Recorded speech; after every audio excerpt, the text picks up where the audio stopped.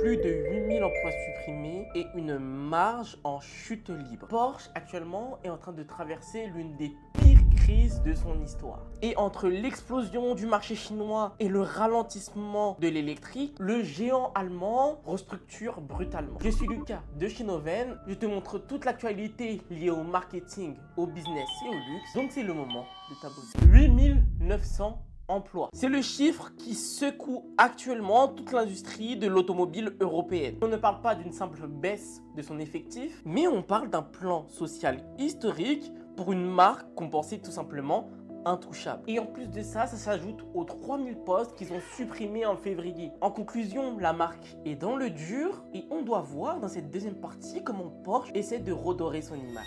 Pour moi, concrètement, Porsche est l'une des marques emblématique du secteur automobile. Au même titre qu'une Audi, c'est ce type de marque qui, si demain disparaît, concrètement, il va y avoir un vrai vide dans le secteur automobile. Et pour reconquérir ces acheteurs, concrètement, il faut qu'ils se questionnent sur plusieurs points. Premièrement, est-ce que le fait d'apporter l'électrique dans le secteur européen peut être une bonne chose ou pas pour eux? Il y a plusieurs marques actuellement qui essayent de faire ça. On le voit avec Ferrari, ça n'a pas marché. Est-ce que Porsche devrait aussi se tourner vers l'électrique et développer leur gamme électrique ou alors continuer dans le thermique? Pour moi, j'ai une très forte théorie. L'hybride, à un moment donné, va devenir la norme. Pour l'instant, elle n'est pas la norme. Les personnes choisissent soit du thermique, soit ils essayent d'aller vers l'électrique en allant vers le marché chinois avec BYD ou en allant vers Tesla et Lucid. Mais il n'y a aucune marque concrètement qui fait des bonnes hybrides. Et peut-être c'est là le marché pour Porsche. Allez chercher les personnes qui essayent d'abandonner petit à petit le thermique pour passer vers l'électrique, mais qui ont envie quand même d'avoir encore ces sensations fortes. Parce que les sensations d'une voiture, on va dire typée classique, sont à vrai